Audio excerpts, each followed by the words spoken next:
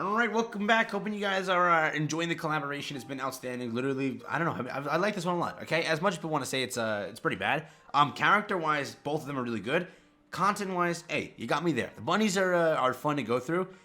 There really isn't that much to do. And the ReZero story originally, when it like dropped in the game, I didn't like this one as much. It was very, very slow and very repetitive. So, other than that, everything else has been fun. Today we're talking about Echidna. Specifically, we're going to be going over everything about her, and I'll teach you kind of how to make her do a little bit better than she may do right now.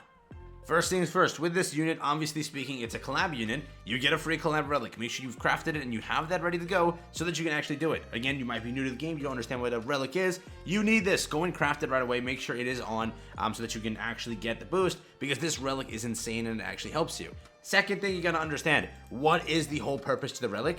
How do I check what the relic does? Right here, right? Yeah, so with this relic, increases the hero's damage dealt to debuffed enemies by 35% and decreases the damage taken by 15%, right? So if you want your Echidna to survive longer, realize that if you debuff them first turn, you're increasing the attack by 35% and you're decreasing the damage taken. So if you're scared you might get one-shotted, this is something that'll keep your Echidna alive, keep it going, and you're gonna be fine, right? This is a big relic. If you have it in the future and you watch this later on, when a new collaboration drops and you're like, hey, I have this unit, I never built the relic, should I build it for her? Echidna, Reinhard, both are 10 out of 10 relics, you have to craft them if you want the unit to actually do more than they are already doing, right? So this is a relic you need, and you have to understand how the relic works.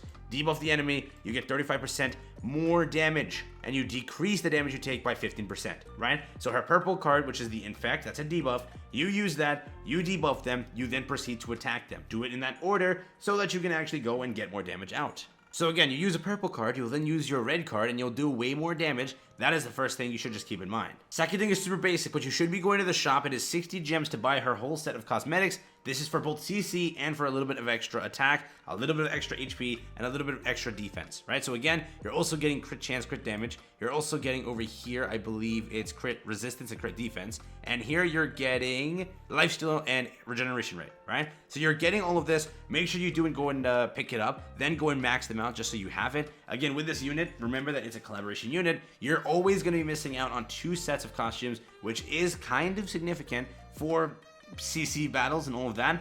Keep that in mind that it will happen, but again, you should have every single ounce of CC you can grab, and picking up this is big, so get that done while it's here so that you have extra attack and whatever. It will help out a little bit. Now on to team building. With this, you're gonna have to go and actually build a decent team. Unknown team is one of the biggest kind of metas in the game, where it has so many different units you can go through, right? With this one meta specifically, I was searching Saria for something else, but with it, right, you have so many units. If I were to do this, so there we go, filtering by unknown, you can kind of see there's a lot of freaking units here, okay? With it, some of them are really recent too, and they have really good stats, they have really good passives, they have really good everything, and a lot of them buff each other, right? So with this, you have such a big range of characters to build a team for.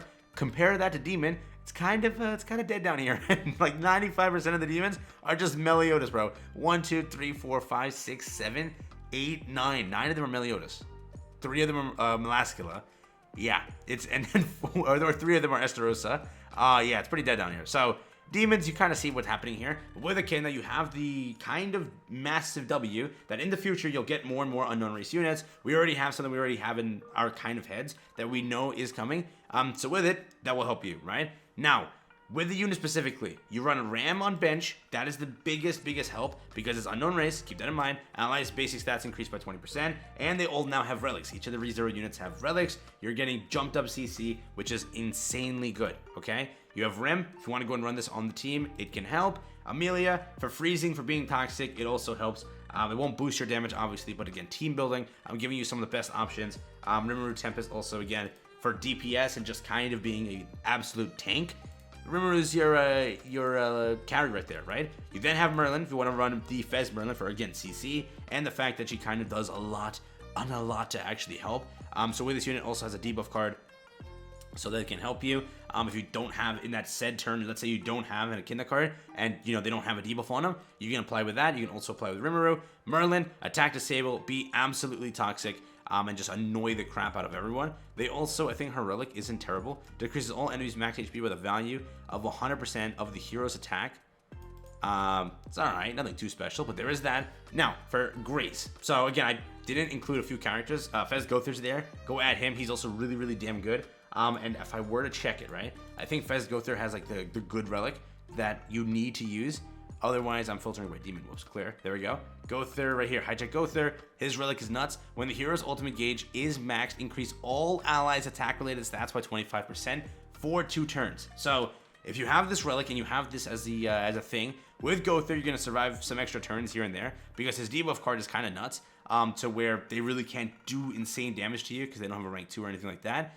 So with it, when you reach his ultimate, you use your cards first for Echidna, just nuke them because you're getting a 25% attack increase. You're getting a 20% basic skill or basic, increase. You're getting 35 from her passive over here, or not her passive, her relic, and you're getting an increase in her basic stats by 5% for every unknown race on the team. So again, also with her passive, run the unknown team. Don't leave her by herself and do nothing. But with all those buffs all together, it really does help you, and it's kind of nuts. And again, on a side note, again, also to stack out her passive to where she has the most buffs, you have to AoE 3 times, right? So again, you will stack 9 buffs altogether. If you're using single targets and you're not using her cards, you're not building her buffs. So the best way to actually use her is to have kind of a team with all AoEs, and she has both AoE cards. So she'll stack out her passive and get 9 buffs right away. But just keep an eye. You'll see 9 freaking buffs on top of her. You can't miss that. But that is something just to keep in mind. You can stack buffs with it. And just you have to AoE 3 times to have max, and then you'll get another attack increase, which is nuts. She's insane. Now onto Graces, right? So if you want to build the team properly and to do more damage, you're not using this one. You're not using Red Sarmiel. You're going to use over here Red Sariel, right? You're using that for if a critical occurs from the hero's skill use, it ignores 50% of enemy's critical defense. So you want more damage? You're using this one. But I don't think you're aiming for more damage. You may be aiming for this for the reason of the passive, keeping Echidna alive constantly. If the hero is attacked during the enemy's turn, immediately recover 30% of damage taken. If taking damage twice or more skills of the same enemy in the same turn, restricts all skill effects, including ultimate moves of that enemy for 2 turns, right? So again, this is a grace you're using for the reason that she can't get one-shotted by a traitor melee that has max buffs, because if he attacks twice, screw himself over, right? So it's a little bit more of a helpful thing, and it does kind of keep you alive constantly. So if you have Red Tarmio, this is the way to go. If you want to do more damage, you mainly aim for Red Sariel here. Again, Green Sariel exists also. When the hero uses a skill, it decreases all enemies' crit chance by 3% and crit damage by 8%. Keeps you alive a little bit more also.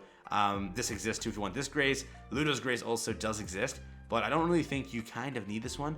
You can use it, but the other 2 I do recommend, and that's basically how you will build your team in a very, very good way. And also, it is worth mentioning, with this character, when you do ult, it increases the basic stats of allies by 20% and unknown race allies damage dealt by 35% for 2 turns, right? So keep this in mind also. If this is PvE or wherever you're ulting and not killing them, you will then buff your characters heavily with this ult. You can then go and proceed to destroy them, okay? So Echidna overall just constantly gets buffs and gives buffs out to the team. Remember, run an unknown team. You're gonna do nasty, nasty things. It's gonna be a blast. Holy Relic has a buff towards her with some decent stuff. Her passive buffs unknown teams around her and buffs herself really heavily. She's nuts. So it's really good unit, really damn good unit. Use her properly and she'll hit for some good numbers. But yes, go hop into some PvP, go have some fun, go hit some high numbers, and go and enjoy with the characters. Hopefully you were able to just understand this guide and make it like, I was trying to like make it, as much information as I could like compile. And hopefully if you didn't understand how to run her, now you do. If you didn't understand what team comps to use, now you do. If you didn't get her relic, if you didn't